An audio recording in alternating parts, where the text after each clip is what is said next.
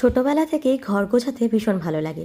তখন তো আর বুঝতাম না যে বড় হয়ে এই কাজটা আমার একেবারে দৈনন্দিন রুটিনে পরিণত হবে।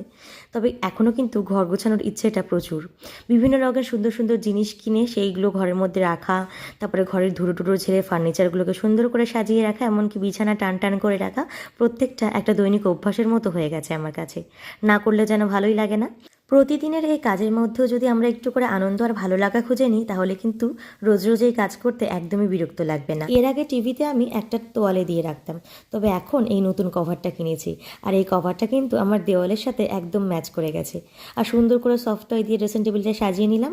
ভিয়ানের ভয়ে আমি আর কোনো রকম সেরামিক বা পাথরের জিনিস রাখতেই পারি না। আর বিকেলবেলা কাজ দিয়ে পায়েলের হাত কেটে গেছিলো, তাই ওকে নিয়ে গেছিলাম ডক্টরের কাছে ইঞ্জেকশন নিতে। আর এখানে দেখুন, পায়েলের এক্সপ্রেশন দেখে আপনারা কিচ্ছু বুঝতে পারবেন না এ হাসছে না কাঁদছে। বুঝতে পারলে কমেন্টে লিখে জানাবেন। আর ভিডিওটা ভালো লাগলে লাইক আর চ্যানেলটা সাবস্ক্রাইব করে নেবেন।